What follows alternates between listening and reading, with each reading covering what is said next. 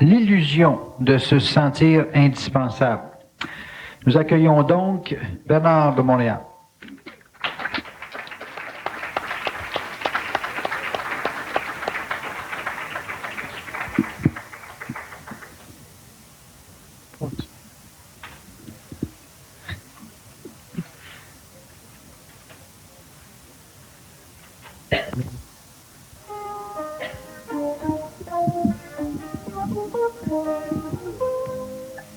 Bonsoir Bernard. Bonsoir.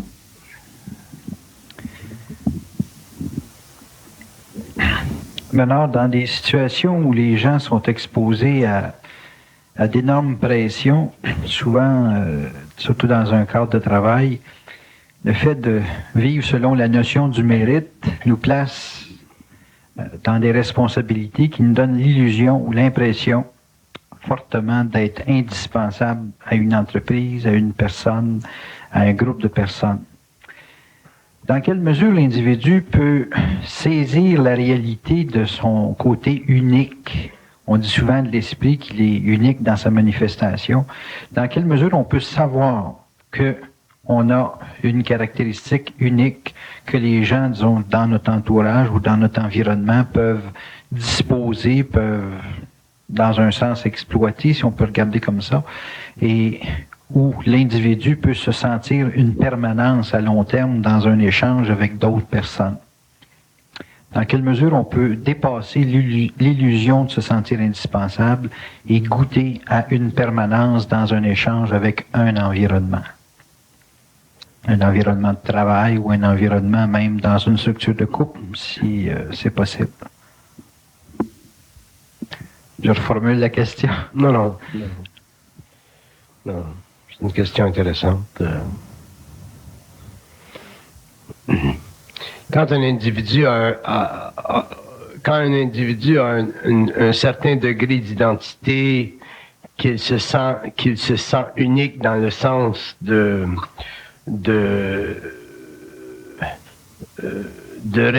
réellement bien se posséder, bien posséder ses moyens,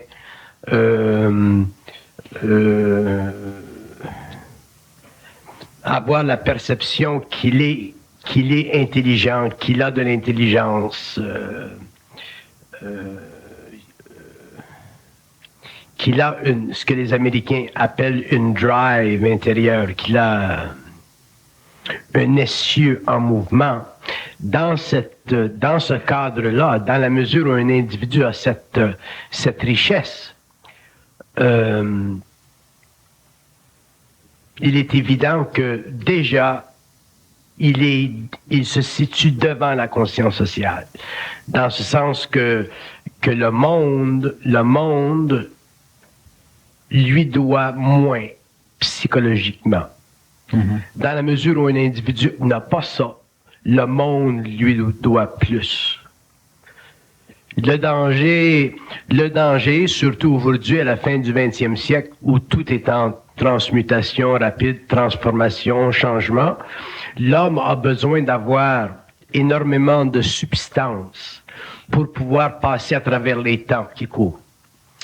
Et un individu qui n'a pas cette substance-là va chercher dans cette masse psychologique qu'on appelle la société, va chercher du support, va chercher du réconfort, va chercher des appuis qui, dans un temps difficile, ne lui viendront pas facilement comme auparavant. Dans un temps, plus les hommes sont régis par les lois de la survie animale, plus les hommes sont forcés de se débattre ou même de combattre dans une société parce que la tarte, les morceaux de la tarte sont de plus en plus petits ou sont de plus en plus difficiles à atteindre, à aller chercher. Moins les hommes seront doués naturellement pour les autres. Et à ce moment-là, l'homme aura besoin d'être réellement très solide, très serré, très bien taillé dans sa propre pierre pour pouvoir demeurer, pour pouvoir continuer et pour éventuellement atteindre ses propres sommets. Quand dans une société les choses vont bien, quand il y a quand il y a un certain ordre établi, comme nous avons, par exemple, durant la guerre, parce que durant la guerre, il y a des sociétés qui bénéficient, durant les périodes patriotiques, quand l'économie roule assez bien, il y a beaucoup d'entre-gens. Mais quand les choses vont difficiles, c'est à ce moment-là que les hommes, l'homme en tant qu'individu doit pouvoir identifier dans le monde des hommes avec lesquels il peut travailler d'une façon créatrice. Si l'homme n'identifie pas des individus ou ne se crée pas des alliances, que j'appelle des alliances, non pas des amitiés, mais des alliances, dans ce sens que l'homme n'en arrive pas à travailler avec des hommes sur le plan de l'esprit, à ce moment-là, les forces sociales, les conditions sociales qui régissent la survie seront très, très difficiles et l'homme aura de la difficulté à s'assurer une continuité, une permanence sur le plan de la survie à la mesure de sa nobilité, à la mesure de sa puissance interne, à la mesure de ses facultés. Donc, c'est très important que l'homme moderne, l'homme d'aujourd'hui, établissent des liens très, très serrés avec des hommes qui ont un même acabit d'intelligence. Par contre, s'il établit des liaisons avec des gens qui sont réellement du menu fretin, à ce moment-là, il paiera le prix, il n'y aura pas de permanence parce que les temps sont trop durs et avec les années, les temps deviendront plus durs. Donc, Bernard, comment qu'on peut reconnaître la permanence dans un être? Quand on rencontre un individu, il y a un échange d'activités, de communication. Un être doit être testé dans sa permanence. Si vous ne testez pas les hommes dans leur relation avec vous au niveau du travail, au niveau de la vie, au niveau de la construction, si vous ne les testez pas, à ce moment-là, vous n'aurez jamais de mesure d'eux.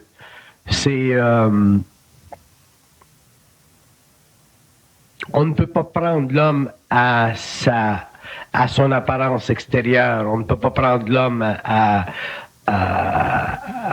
sa valeur apparente, à la valeur qui s'extériorise ou à la valeur de sa personnalité.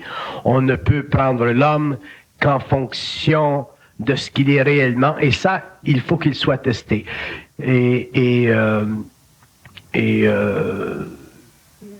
C'est très, très sérieux, ça, de comprendre ceci.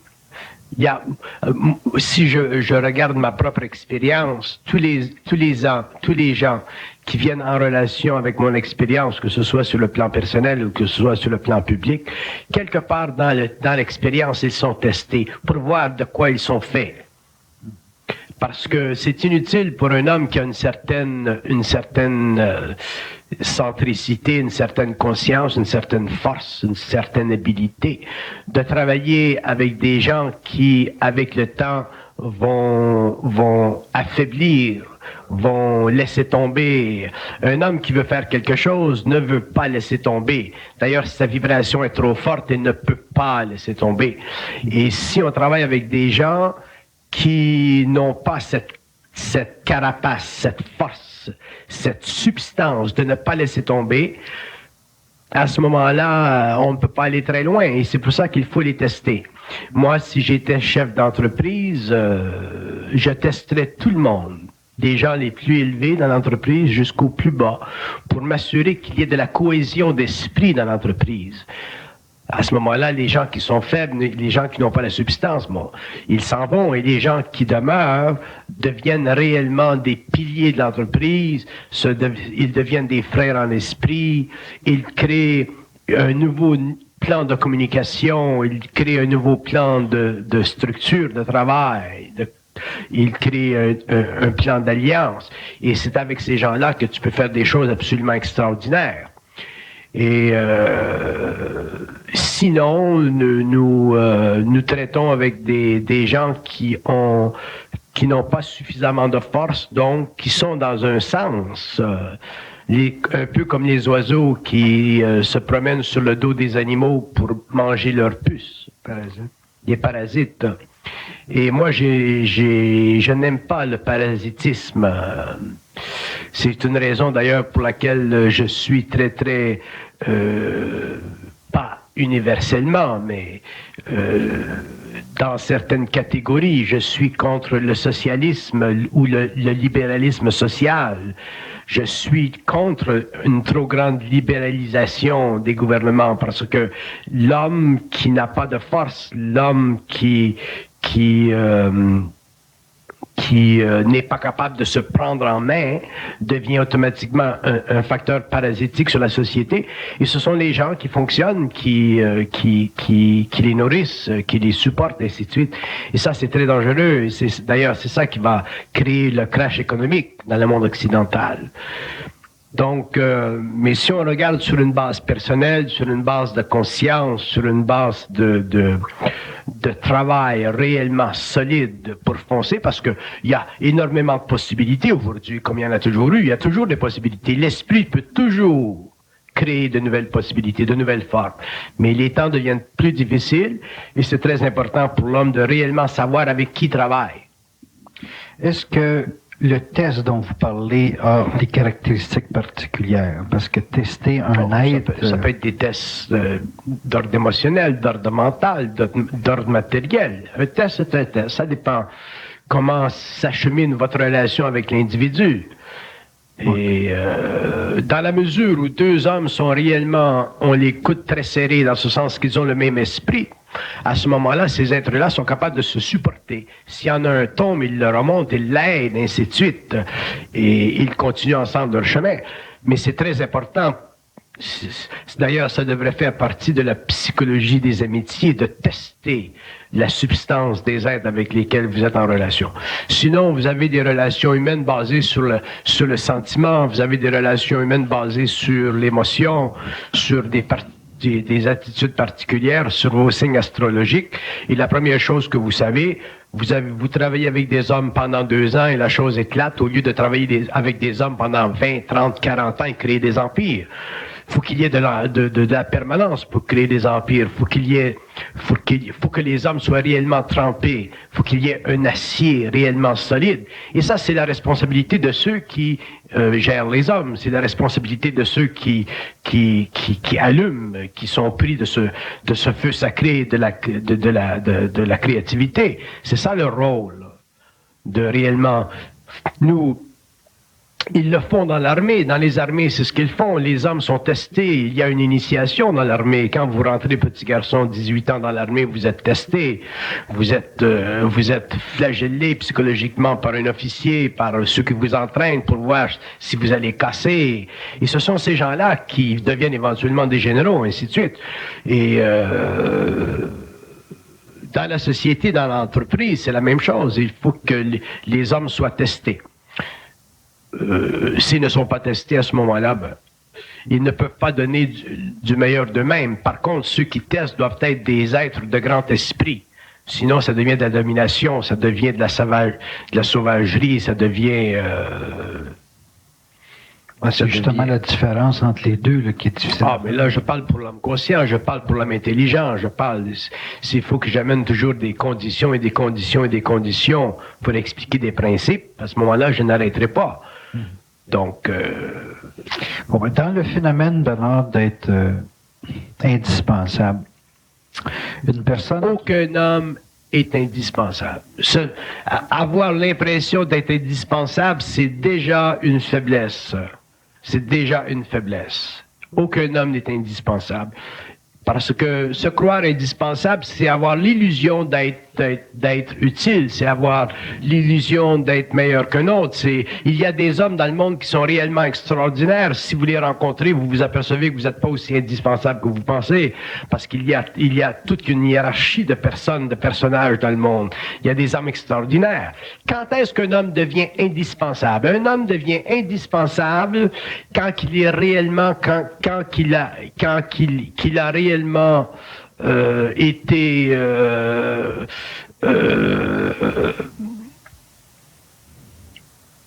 façonné dans son acier. Là, il devient indispensable. Mais là, il devient indispensable parce que sa créativité est abondante, parce que son intelligence est très grande, parce que son esprit est très équilibré. Moi, je connais des gens qui sont indispensables. Je travaille avec une personne en Haïti qui est indispensable. Mais il est indispensable pourquoi? Non pas parce qu'il est bon, non pas parce qu'il est créatif, parce qu'il y a d'autres personnes dans le monde qui sont aussi bons que lui, même plus créatifs que lui, mais parce qu'il a un esprit très solide, il a un esprit qui est réellement coulé dans le bronze. C'est pour ça qu'il est indispensable. Donc à ce moment-là, si nous faisons quelque chose ensemble, je sais qu'il ne va pas craquer. Donc un homme devient indispensable quand, avec lui, lorsque nous créons quelque chose, nous savons que ensemble, nous allons aller au bout du processus créatif parce que nous n'avons pas de doute dans la permanence de l'intelligence créatrice. Là, à ce moment-là, l'homme est indispensable, mais ce n'est plus une qualité, c'est simplement une présence de l'esprit par rapport à l'autre esprit. Mais si nous sommes indispensables ou nous croyons indispensables, nous allons vivre des expériences difficiles et des illusions très graves, parce que dans la mesure où nous venons en contact avec des hommes qui sont réellement faits de ce feu, et qui ont cette teneur d'esprit, des hommes indispensables, pour eux, ça n'existe pas. Et pour qu'il y ait indispensabilité, il faut que ce soit sur le plan de l'esprit. Et à ce moment-là, ces hommes-là, ils le reconnaissent, ils savent les reconnaître parce qu'ils sont faits du même feu qu'eux. C'est là que l'indispensabilité, elle existe. Tandis que pour nous, l'indispensabilité, nous l'octroyons sur le plan psychologique parce que nous avons beaucoup d'insécurité. Nous avons besoin, sur le plan de l'ego, d'être rassurés. Nous avons besoin d'être mérités. Nous voulons que les gens nous regardent. Nous voulons que les gens nous donnent une mesure de nous-mêmes. Et ce n'est pas à l'homme de nous donner une mesure de soi. C'est à soi-même de se donner une mesure. Donc, il faut faire attention à ça.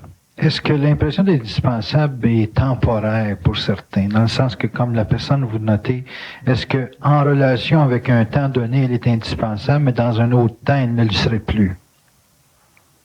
Oui, il y a des événements dans la vie qui nous amènent ensemble où une personne devient indispensable, mais ce n'est pas qu'elle est indispensable, elle fait partie d'un plan de vie, elle fait partie d'un karma épuré. Pour moi, l'indispensabilité psychologique, c'est simplement un karma épuré. C'est pour ça que les gens se sentent indispensables. Un homme est marié à une femme, il croit que la femme est indispensable à sa vie parce qu'il a un karma brûlé avec elle. La même chose pour l'homme qui est avec elle, il a un karma brûlé avec elle, donc il se sent indispensable. Mais pourquoi ils se sentent indispensables? Parce qu'ils n'ont pas la capacité de se dispenser de l'autre. S'il avait la force de se dispenser de l'autre, il brûlerait le karma qui les rend indispensables l'un à l'autre. C'est l'histoire des liaisons, c'est l'histoire des relations, c'est l'histoire des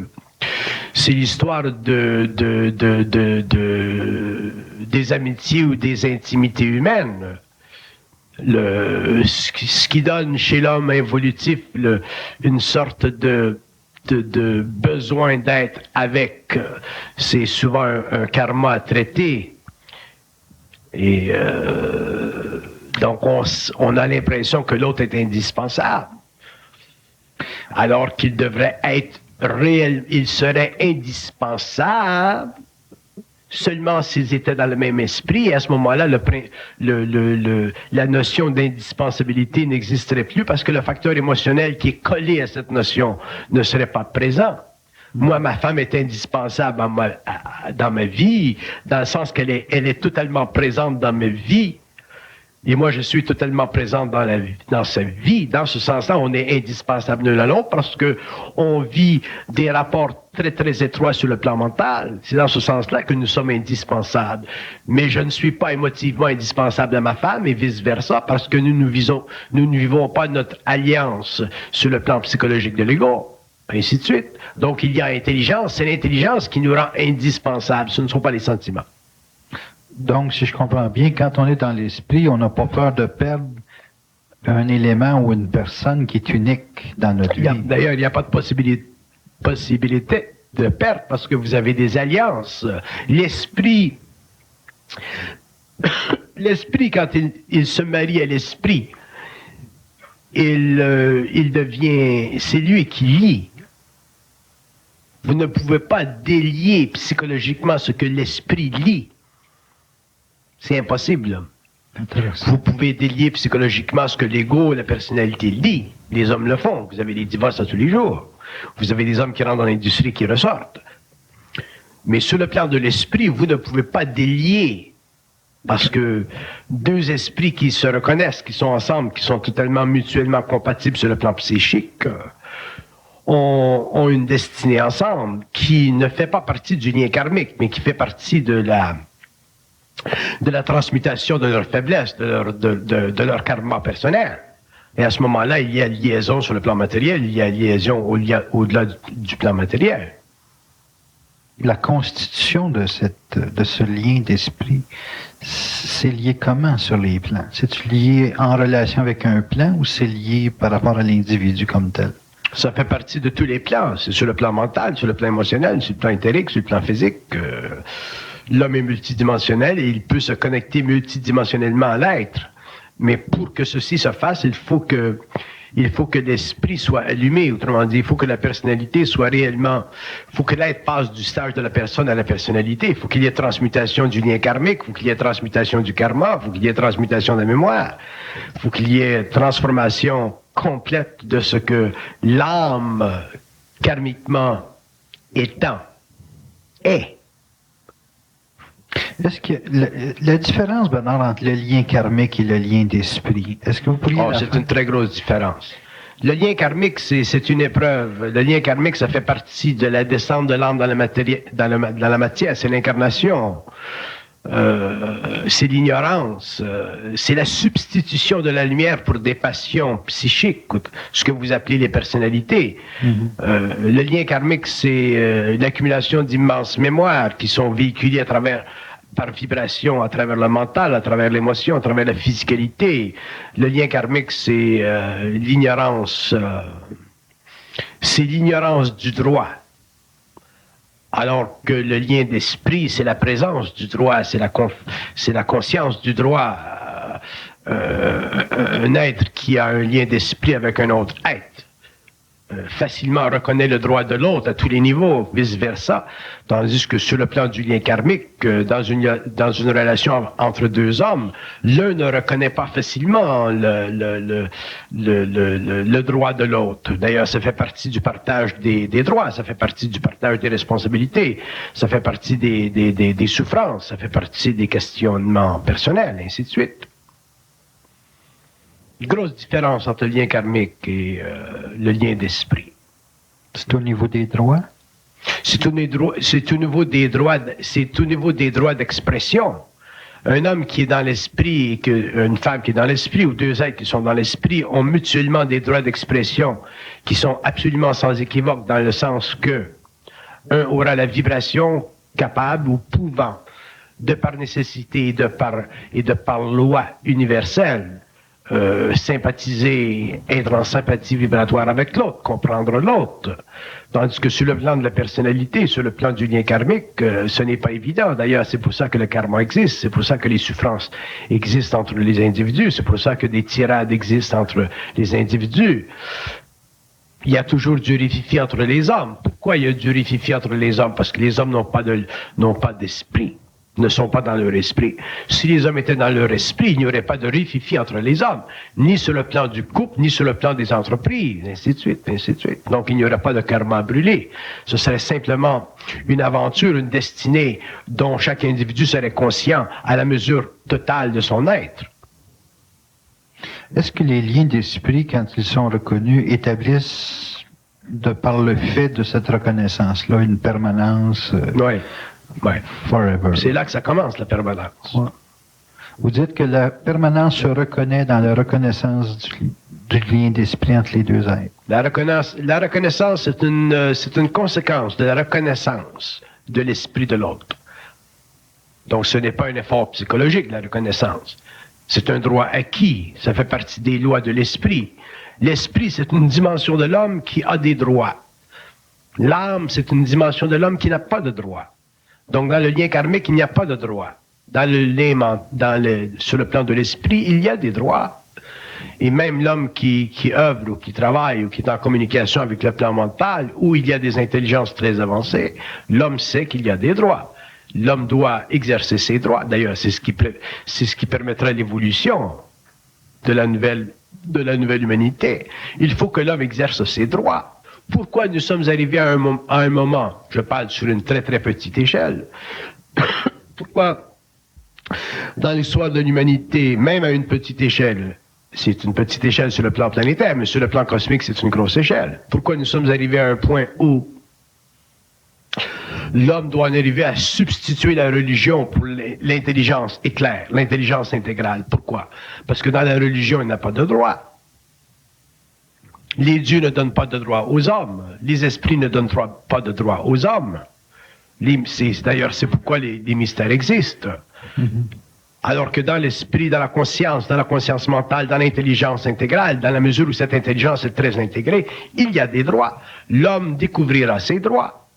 Et découvrant ses droits, il sera de plus en plus en fusion, donc il sera de plus en plus en position psychique, mentale, universelle, cosmique, éthérique, de faire descendre cette énergie et de renverser le rôle de l'esprit, de renverser le rôle des mondes invisibles qui ont gardé l'homme dans l'ignorance depuis des millénaires pour différentes raisons, que ce soit sur le plan astral des âmes ou que ce soit sur le plan mental des esprits. D'ailleurs, l'homme découvrira un jour que même dans le monde de la lumière, ce que nous appelons, nous, spirituellement le monde de la lumière, même dans le monde de la lumière, il y a un mal. Il y a un mal qui existe dans le monde de la lumière et les êtres qui sont sur ces plans le savent. Toute personne qui peut facilement communiquer avec eux se le verra avouer qu'il y a un mal dans le monde de la lumière, et ce mal-là, c'est leur état de perfection. Ces êtres-là sont tellement perfectionnés qu'ils sont coulés dans le ciment, et toute société qui est trop perfectionnée, qui est très très avancée, qui est très perfectionnée, en arrive éventuellement à ne plus pouvoir se régénérer sur le plan psychique. Donc, les êtres qui font partie des mondes de la lumière ne peuvent plus se régénérer, c'est pourquoi ils sont obligés et ils seront obligés et ils n'ont pas de choix de vivre la fusion avec l'âme, parce que cette fusion sera amenée sur le plan matériel par des initiés, et à ce moment-là, les hommes seront en position éventuellement de pouvoir trancher les questions de la vie ou de la mort avec ces êtres-là et recouper un peu de l'énergie qui leur est due afin que l'homme éventuellement ait le pouvoir sur la matière. Sinon, ces êtres-là seront toujours et demeureront toujours des êtres faisant partie de l'invisible, faisant partie des mondes éthérés, et l'homme demeurera toujours une créature. Il faut que ceci cesse un jour. Donc, le droit fait partie des lois de l'esprit. Et le monde de l'esprit est en évolution et ce n'est pas fini. Il y a des choses que même ces intelligences-là devront et seront obligées d'apprendre parce qu'éventuellement, il y aura des êtres qui viendront sur le plan matériel et qui amèneront avec eux des archives de connaissances tellement avancées que même les êtres que nous avons appelés pendant l'évolution des êtres de lumière seront obligés d'écouter, de regarder parce que il y a dans toute investiture d'intelligence des nouveaux programmes d'évolution qui font partie des mystères de leur propre monde, dans ce sens que il y a des sciences qui ne sont pas découvertes, il y a des sciences qui ne seront découvertes que dans la fusion, et il y a des sciences qui éventuellement mettront un arrêt au fait que l'homme n'a pas sur le plan matériel ses droits. Mais ceci demande une grande conscience, et pour ceci, il faut que l'homme en arrive éventuellement à mettre totalement de côté l'esprit religieux ou sa conscience spirituelle évolutive, parce que si l'homme demeure un être spirituel, il ne pourra jamais, jamais en arriver au cours de l'évolution à confronter des intelligences qui ont un droit de parole, non pas basé nécessairement sur l'intelligence, mais un droit de parole basé sur le contrôle de la vibration. Et un droit de parole qui est basé sur le contrôle de la vibration invite automatiquement ou invitera automatiquement l'homme à pouvoir perdre le pouvoir de la pensée ou à pouvoir perdre le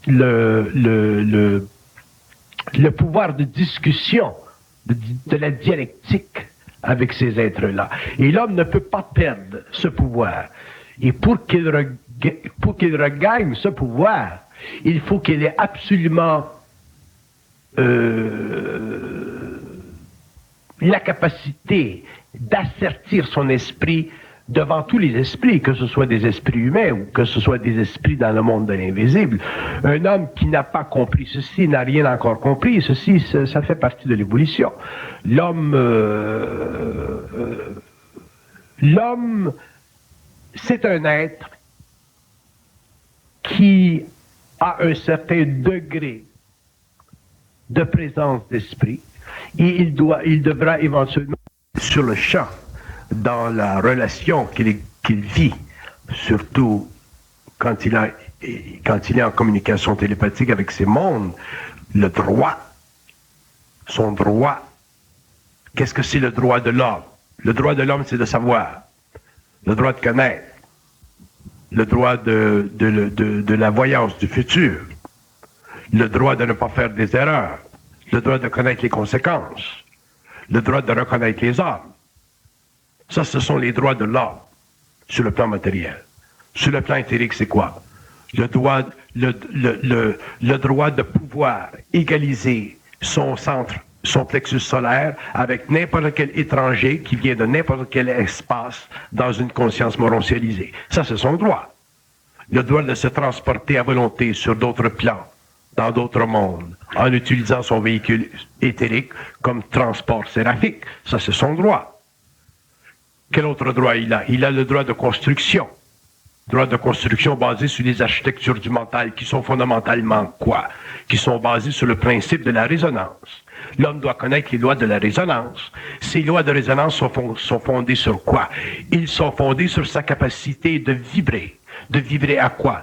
De vibrer à tout ce qui est grand, de tout ce qui est bon, de tout ce qui est intelligent, de tout ce qui est constructif, de tout ce qui est évolutif, de tout ce qui est infini, de tout ce qui est parfait. C'est tout ce qu'il a de besoin. Avec ceci, il a les outils pour travailler. Plus tard, il découvrira d'autres droits. Ces droits seront expliqués dans un temps. Ce n'est pas important pour le moment d'expliquer ces droits à l'homme, parce que l'homme a de la misère déjà à comprendre ses droits humains. Donc, c'est inutile pour moi d'aller trop loin dans le culte des droits de l'homme. Mais je sais une chose, que l'homme, éventuellement, ne doit plus vivre de partage entre lui-même et les forces des mondes invisibles. Je suis fatigué de voir des hommes qui s'arrêtent dans le monde à balbutier des prières ou à vivre des convocations avec l'invisible ou à s'abreuver de notions occultes simplement pour le plaisir de leur esprit spirituel. Il faut éventuellement que l'homme en arrive à dégrader l'intelligence morontialisée qui fait partie des systèmes extérieurs et à leur redonner une puissance, c'est-à-dire à les réactiver en relation avec lui-même, parce que l'homme, en tant qu'être jupitérien, en tant qu'être fusionné, est quelque chose qui, pour eux, ces êtres-là, n'est pas connu. Ils ne connaissent pas la conséquence. Ils ne connaissent pas la conséquence de la vibration qui émane du mental en fusion, parce que la fusion, pour eux, c'est un essai. C'est une technique de transformation des plans pour permettre éventuellement qu'il y ait une substitution entre l'égocentricité des paramètres universels que vous appelez, vous, les éternels, pour permettre éventuellement à ce que l'homme retrouve sa place, non pas dans les espaces et les temps matériaux ou immatériaux, mais dans le centre même de la conscience morontielle. Donc, ça fait partie de la science de ces mondes avancés, ça fait partie de la science de l'homme, ça fait partie de l'esprit. Donc, il y a des hommes qui s'incarnent, qui s'incarnent sur le plan matériel pour apporter cette science sur la Terre. Mais cette science doit venir sur la Terre par les hommes. C'est l'homme qui doit être l'ambassadeur de l'homme. C'est l'homme qui doit être le messager de l'homme. Ce ne peut pas être des êtres qui font partie de l'invisible qui doivent être l'ambassadeur de l'homme. Donc, des initiés, moi j'en suis un, il y en a certainement d'autres. Les initiés ont le rôle d'être des ambassadeurs de l'homme, c'est-à-dire d'amener des plans universels, des planètes d'où ils viennent, de l'information qui fait partie de leur statut universel, pour finalement arriver ici, donner à l'homme de l'information, pour que l'homme puisse finalement vivre cette information, connaître cette information, mais à travers le filtre de l'homme morontialisé, pour que les hommes qui ne sont pas encore en voie d'évolution jupitérienne puissent se protéger contre le mensonge cosmique. Donc, le travail, il est très grand, il est très vaste, et le travail se continuera pendant des siècles, parce que nous commençons maintenant une évolution universelle sur une petite échelle. Tout se fera sur le plan individuel, mais l'homme doit en arriver un jour à réellement reconnaître les paramètres psychiques de son intouchabilité. Et si l'homme n'est pas capable de reconnaître les paramètres psychiques de son intouchabilité, éventuellement il va mourir, il va retourner à l'astral pour se réincarner, pour qu'éventuellement il en arrive à ceci, parce que l'homme un jour devra à volonté pouvoir sortir de son corps matériel, revenir à son corps matériel, éventuellement laisser de côté son corps matériel et morontialiser sa conscience. Ça fait partie de son devenir, ça fait partie de sa réalité, ça fait partie de son immortalité, ça fait partie de sa permanence, ça fait partie de son droit. Bernard, quand vous parlez de droits, est-ce que les droits humains qu'on connaît là, par le biais de la loi ou ces choses-là, est-ce que ça découle des droits qu'on a vis-à-vis de l'esprit? Les droits humains sont des conventions établies par l'homme en fonction du niveau de conscience de l'homme. L'homme établit des droits en fonction du niveau de conscience. Des droits, par exemple, dans une conscience sociale ou à l'intérieur d'un système soviétique étaient très limités. Des droits dans le monde public d'aujourd'hui en Occident sont moins limités. Mais ça fait partie des conventions planétaires, ça fait partie de l'expérience de l'homme. Un jour, l'homme ne sera plus sujet aux droits planétaires, parce que l'homme sera capable de passer d'un espace-temps à un autre. L'homme pourra passer d'un état de conscience à un autre. Donc, sur le plan matériel, l'homme, s'il est intelligent, conscient, s'il connaît les lois d'harmonie, il respecte les lois de ce plan-là. S'il passe sur un autre plan, il y a d'autres lois, il doit les connaître, ainsi de suite. Donc, les droits que nous avons sur notre planète sont des droits qui font partie de l'expérience collective de l'humanité. Ce ne sont pas des droits qui font partie de la conscience systémique de l'homme. Ce sont des droits qui font partie de la conscience planétaire de l'homme. Sur le plan éthérique, l'homme aura d'autres droits. Il y aura d'autres conventions qui font partie de la conscience systémique de l'homme. Par exemple, un être qui est en conscience éthérique ne peut pas, à volonté, interroger les éternels. Ça fait partie des lois. On ne peut pas interroger les éternels. Pourquoi? Parce que les éternels ont le droit de faire la gestion du temps. C'est leur rôle. Si nous interrogeons des êtres qui font la gestion du temps, à ce moment-là, nous troublons le temps et nous pouvons créer des cataclysmes terribles sur le plan matériel.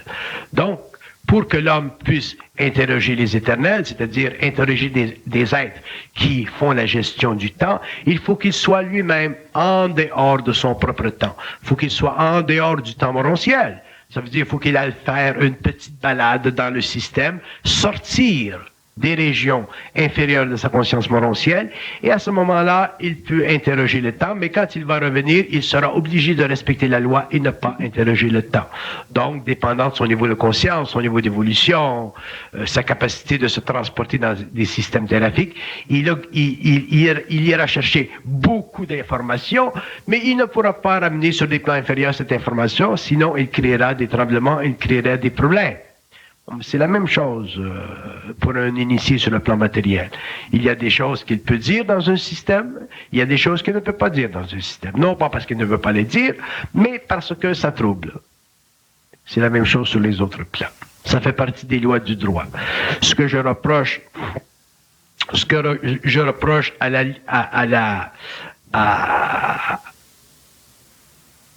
au droit démocratique politique présent sur notre planète, et d'ailleurs c'est ce qui va nous créer énormément de problèmes, c'est que les gens font ce qu'ils veulent, et tout le monde veut le droit, tous les gens veulent leur droit. Éventuellement, ce que ça va faire, c'est que ça va miner les gouvernements, parce que les gouvernements ne pourront plus gouverner.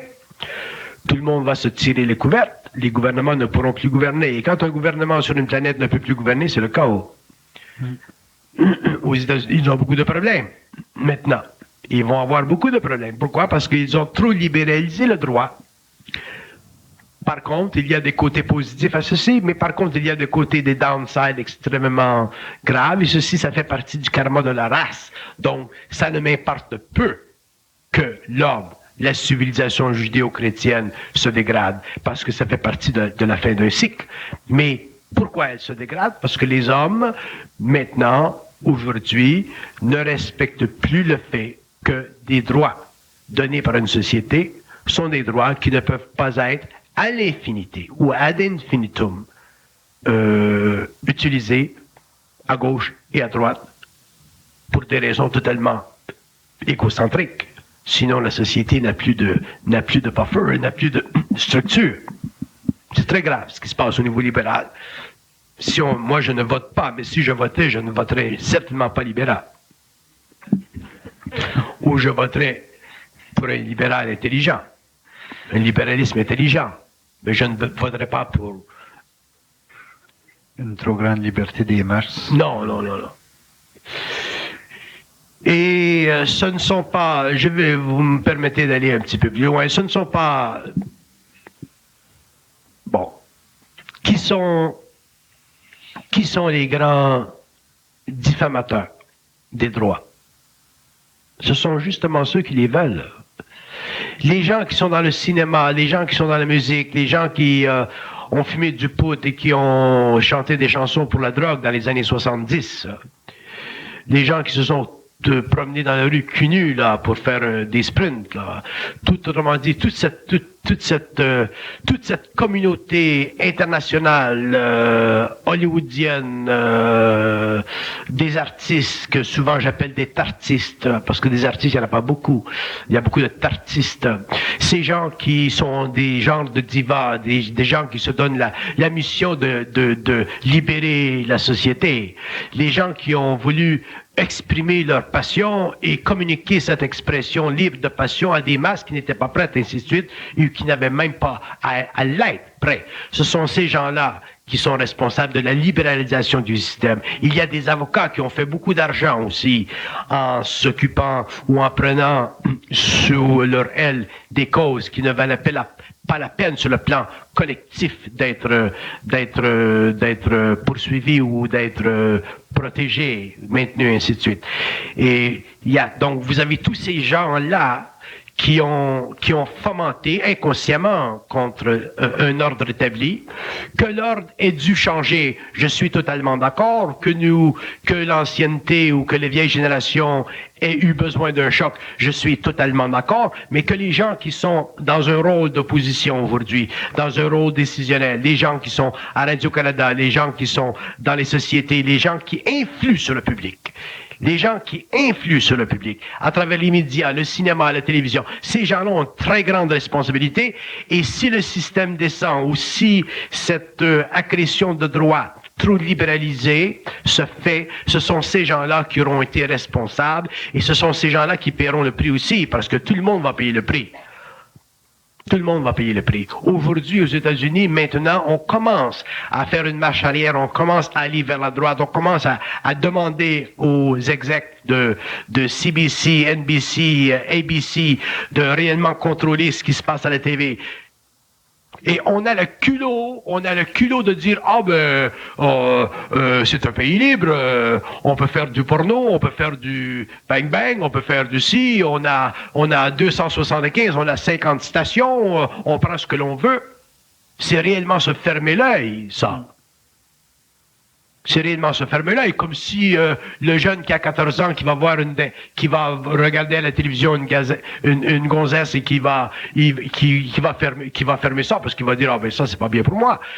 Si la mère elle est là, elle va le fermer. Mais si lui il est là, il va pas fermer la télé. Hein? Non, pas ça. Donc la chose qu'on s'auto-dirige, ça prend une certaine sensibilité pour ça. Donc ces gens-là ont une grande responsabilité. J'ai écrit un livre qui n'est pas encore publié parce qu'ils ont peur de le publier aux États-Unis. Je vais vous donner le titre, ça s'appelle Beyond the Mind. Et j'écris j'écris dans ce livre, ça se passe maintenant et ça va se passer. La libéralisation de la forme au niveau de la télé, de tous les médias, va faire effondrer la société américaine. Donc la conscience est indispensable. La conscience, c'est inévitable, mais c'est sur une base individuelle. Donc, ce n'est pas sur une base collective. Ce qui me réconforte dans mon expérience et dans mon travail, c'est de savoir que ce sont des individus qui deviendront conscients et non pas une société. Ça va prendre des siècles. C'est la formation d'une race racine.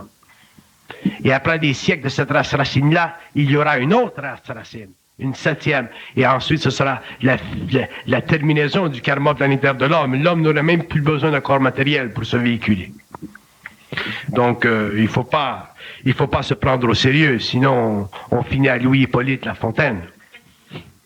Maintenant, quand on voit des êtres, on parle des êtres systémiques, on parle de notre source, de notre double, ces choses-là, on a toujours l'impression que eux sont indispensables à nous, mais que nous, on n'est pas indispensable à eux pour une raison. C'est que eux semblent avoir l'éternité et nous autres, on a une finalité par le biais de la mort. L'homme a une finalité par le biais de la mort, mais il est finalitaire, il est fils finalitaire sur le plan morontiel.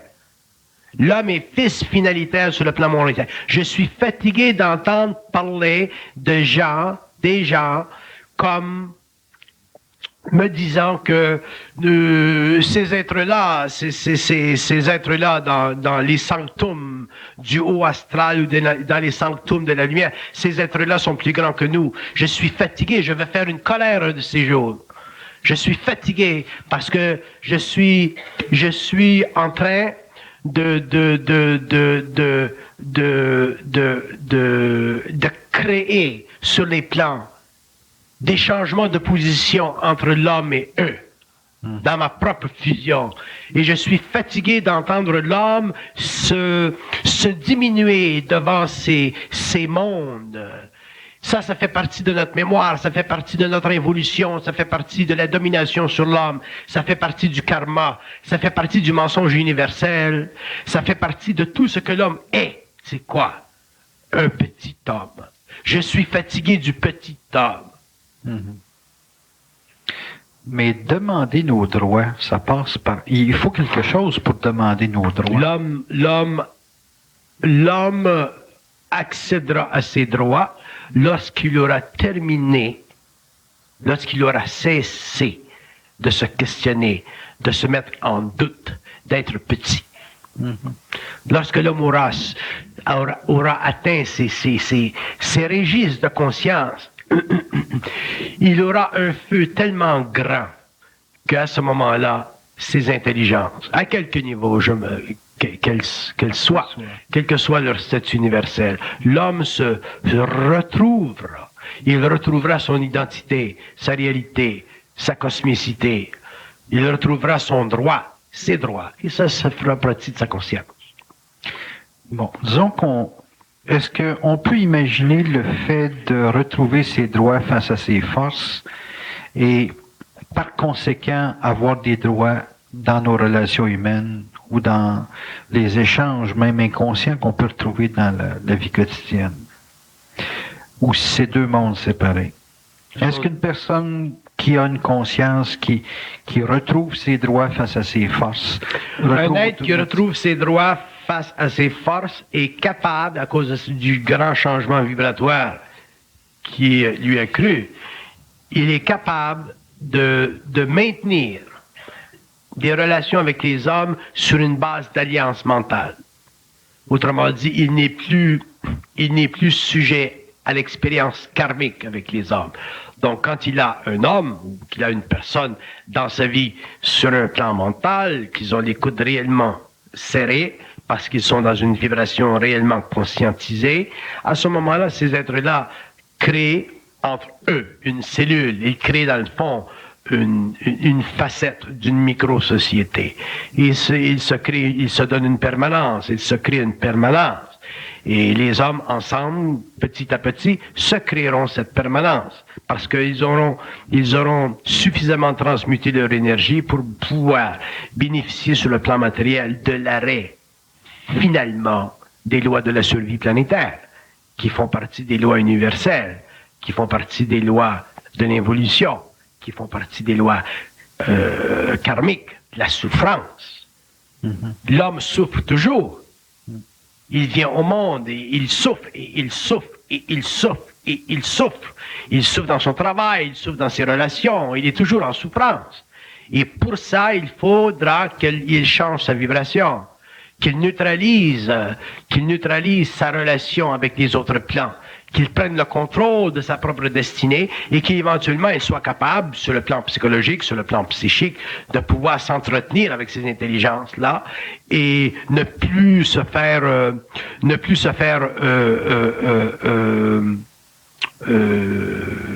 conditionner par leur perfection, parce qu'elles ont un très haut niveau de perfection. C'est pour ça que souvent nous disons qu'elles ont toujours raison, ils ont toujours raison. Mais avoir toujours raison, c'est regarder dans le passé. Mais quand vous regardez dans le passé, vous regardez dans le passé en fonction de votre grandeur dans ce moment-là. Mais quand l'homme entre dans sa grandeur permanente, quand l'homme rentre dans la présence morontielle de son temps planétaire, ces êtres-là n'ont plus sur lui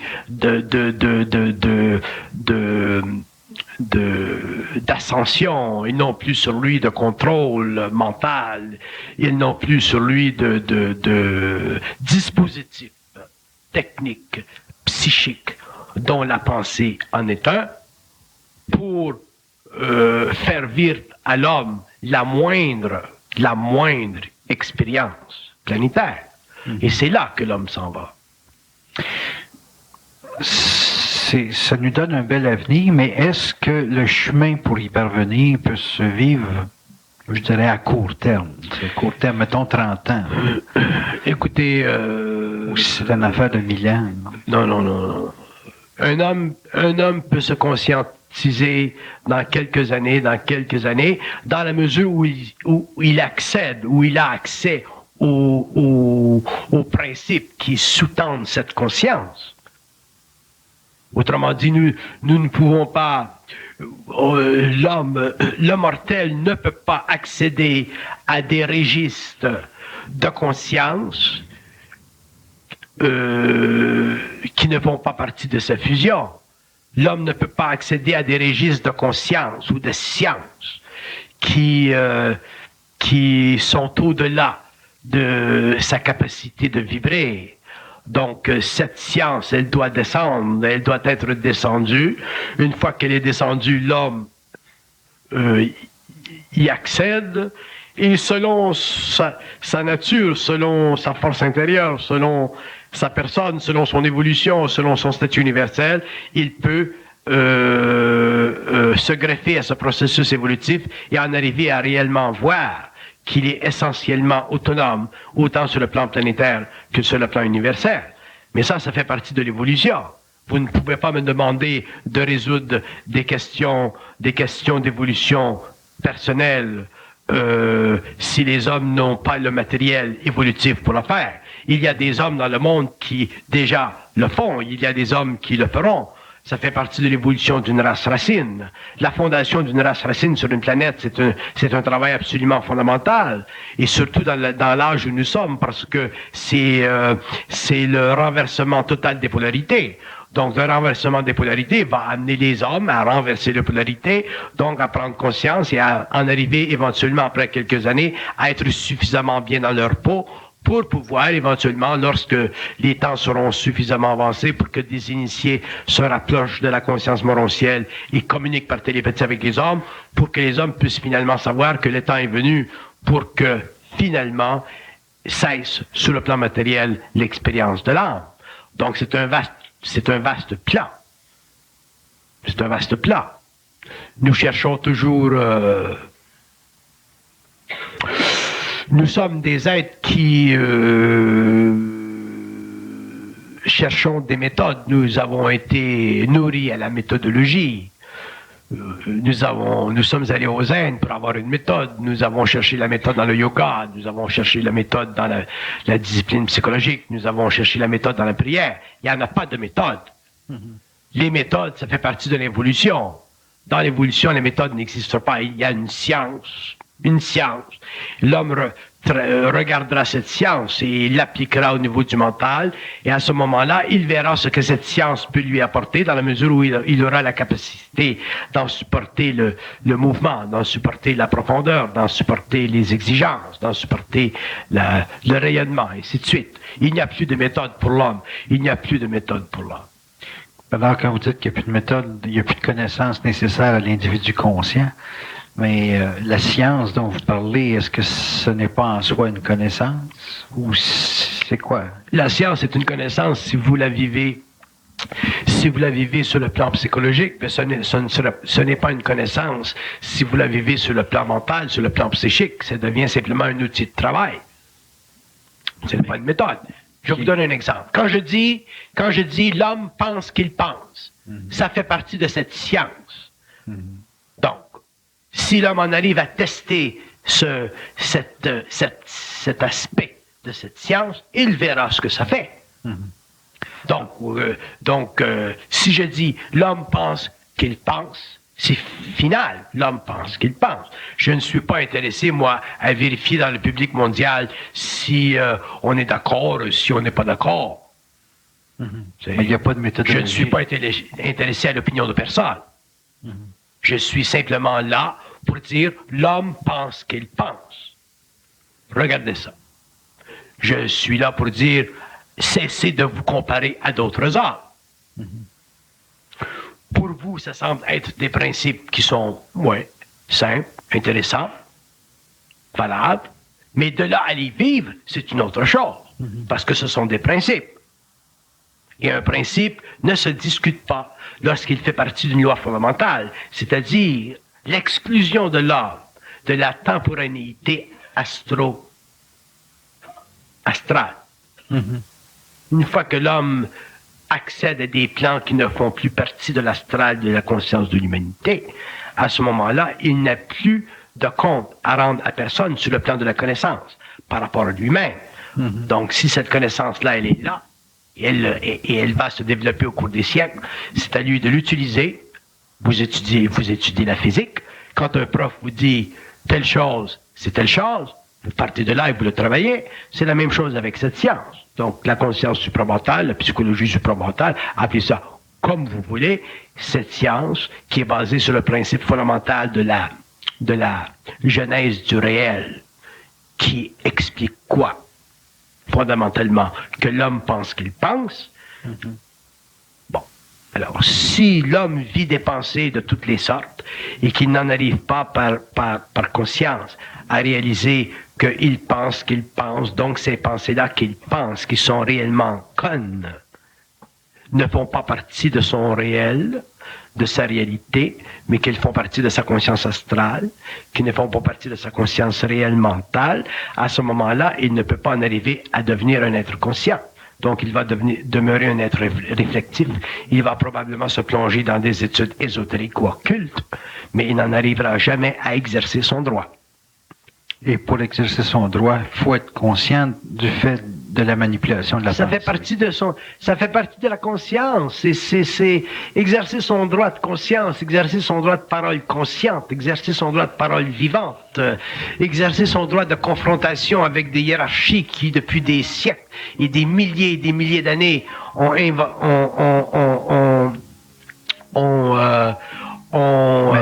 emprisonné l'homme dans une effroyable ignorance pour toutes sortes de raisons, valables ou non valables, dépendant des plans. Ceci doit cesser. L'homme doit devenir un scientifique de l'invisible. Il doit connaître l'invisible comme il connaît la matière. L'homme doit connaître son esprit, doit connaître son mental. L'homme doit connaître les lois de la pensée. L'homme doit connaître sa personnalité. Il doit passer de la personnalité à la personne. Il doit individualiser son être. L'homme doit être totalement intégral. Il doit devenir intégral. Il deviendra intégral au cours de l'évolution. Sur le plan individuel, il commence à devenir intégral. Et il le deviendra dans la mesure où il cessera de se laisser berner par les âmes et par les esprits. Nous avons été pendant l'évolution, à cause des religions et des systèmes religieux et des systèmes philosophiques, nous avons été amenés à respecter la prépondérance des dieux, à respecter la prépondérance des entités. Ceci ne peut pas durer. Je conviens que dans le monde, à différentes échelles d'évolution, dans différentes nations, il y a des êtres, des masses d'êtres qui ont encore besoin de ces niveaux de platitude. Mais je conviens aussi que dans le monde, il y a des êtres qui sont en train de sortir de ce jeu, de cette circonlocution, de cette confrérie astrale. Et ça, c'est l'homme nouveau. Merci beaucoup, Bernard. On revient dans 20 minutes, une demi-heure. Merci.